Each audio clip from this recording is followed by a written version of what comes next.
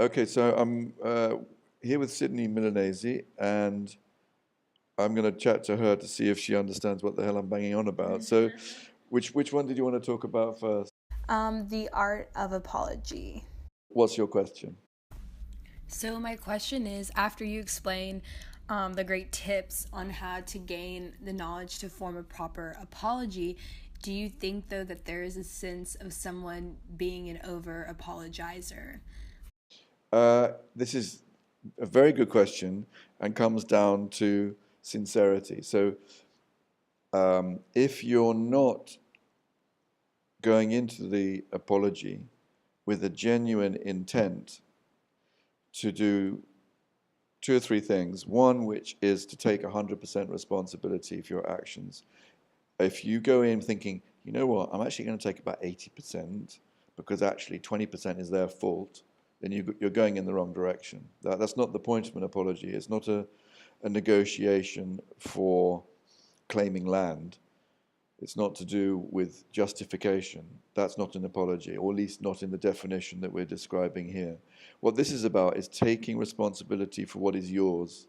So it may be, and this is the case very often, obviously in intimate relationships, that it's a mess, that someone else has done something that was bad, you got pissed off, you insulted them, but your insult is the thing that we're discussing here. You're going to take responsibility for what you said, not for what prompted it. That might be something to do with them. So the short answer is no, you can't over apologize if the apology is sincere. But it is a complex business, this. I think, it needs to be sincere on the basis that you understand the benefits of the apology, that you understand the psychology. And this is why I was pointing people to a particular site. This whole business about how we get on with each other can be very complicated.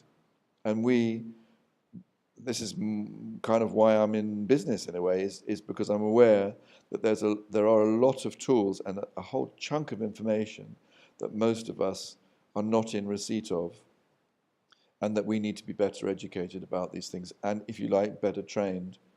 We can go and do a few lessons and drive a car. We can get a few lessons and we can teach kids. We can have children with zero qualification. There we are, age 16 and onwards, legally we can have sex, have a kid, and we are responsible for the most vulnerable thing on the planet, aka another human being, and we can have zero training. So this is kind of one of the things that we're looking at here is, can we be better parents? Can we be better partners? You can get married with no training. The biggest challenges in our life, we have no training for, and that's, I suppose, kind of what I'm looking at here.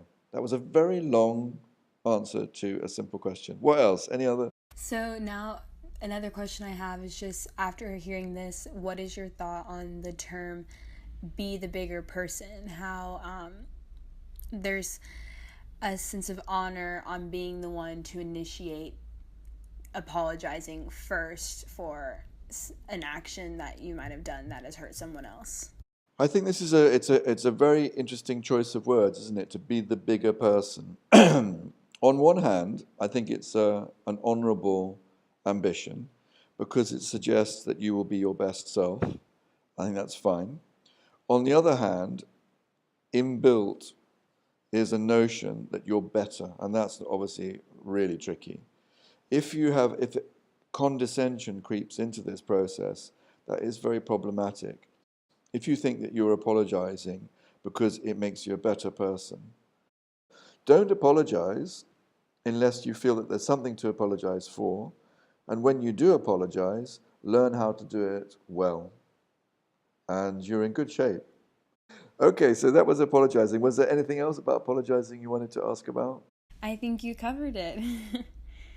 Okay, so then the other couple of things we were talking about was, let's look at the other tool, this idea of a lifesaver, a sort of little, um, three or four little tools that you use in quick succession to try and settle your own emotions. Did you understand the logic of what was going on there?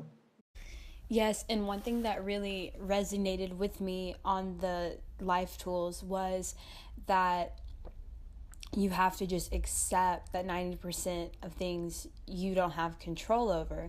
And the only thing you do is how you react to them, like you were saying. And I think this especially needs to be taught and communicated with my generation, the younger generation, because with all this technology and stuff, and how much like humankind is kind of taking control of things and trying to, kind of control fate. I think that this is so valuable in the sense, at least for my sake, in saying that it's okay. Like, it's okay that you don't know this outcome, but what you need to do is just figure out how you're going to react to it.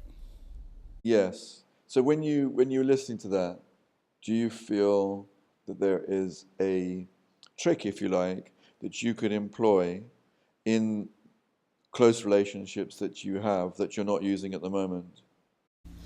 Um, I think, like you said, I think one of the main things is forming those relationships with the people, and then from those relationships, getting that um, support system.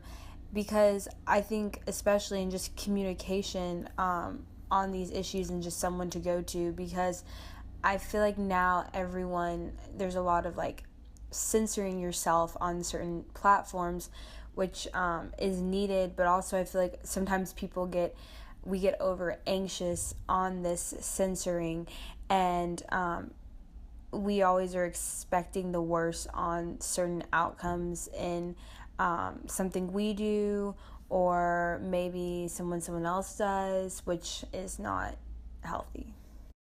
So yeah, so I think it's definitely can be a tricky situation in dealing with that. And what I'm hearing when you say that is that to some extent you're you're trying to anticipate the potential negative responses of other Yes. people as a consequence of their issues, as opposed to what you're saying. Is that right?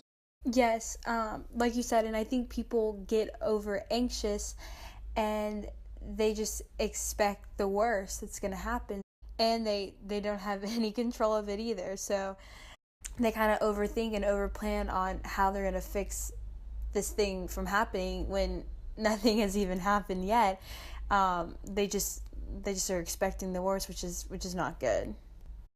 This is a good point, isn't it? And I think you're right. There's a generational aspect to this that when we're young, in our late teens and in our early 20s, depending on what sort of cultural background we come from, but it's very common, and I suppose particularly common for well-educated young people, that they mistake, in my mind, politeness for a lack of assertion. And this is something that we will come back to, is that I think we should all try and live as our authentic self. If someone can't deal with that, then that's probably their problem and not ours. That doesn't mean to say we have to go out and be an asshole and insult people, but we should be able to, and the phrase I will tend to use is speak our truth. We speak our truth with equal respect for other people who may have different opinions. If you can get that balance right in your life, this to me is a key a form of emotional intelligence.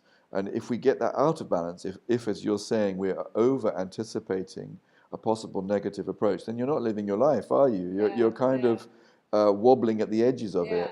So this is an interesting thing. I think I'm going to get Sydney to put this up as a separate podcast because I think it'd be interesting for other people to hear. But any other things that came through when we were? What about the?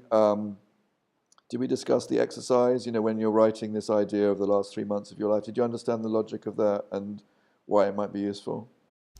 Yes, from what I gathered from that exercise, is one, who you want to surround yourself with. So, who do you feel is your core team and support system? Um, who you want to spend the rest of your life with? And two would be where, so where you consider to be your safe haven, where you feel the most joy. And three are what are your core values that you're going to take along with you these last 3 months. I think that you pretty much hit I think you hit the three big things on the head. I think again, depending on your age, these questions prompt different responses. And when I've done this before, generally speaking, the majority of people in a workshop scenario anyway are in their 30s and older, 30s and 40s, sometimes older still. and the minority will be in their early 20s. And it's very interesting for me as a facilitator, if you like, to watch the expression on people's faces when I say we're going to do this. The younger people often look bemused because they sort of think, well, I've barely started my life and now you're telling me I've only got 3 months to go.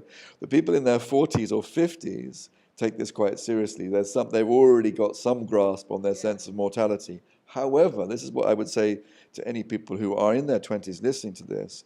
What Sydney has just said, which I think is really important, is it's an opportunity to assess what your core values are. If you don't know what your core values are, it's very hard to live life with design. And one of the main purposes of this exercise is to ask you, what the hell do you believe in? Do you really know what you believe in? Well, I think you probably do, but you may not be consciously aware of what those things are, and you may not know what the pecking order is. You may not know what's at the top. And again, we're going to do other podcasts where we look at this, and you'll find on our website, there's a blog, for example, which is, do you know what your core values are? Write them down. It's encouraging you to write them down. Until you actually write down what you believe in, you probably don't know what you believe in. It's too fluffy in your head. So that's the purpose of that, one of the purposes of that exercise. When it comes to other people, it's not so much necessarily to do with the support network or your kind of home base. It's really about showing yourself where the greatest value in your life lies. Any other questions that you had?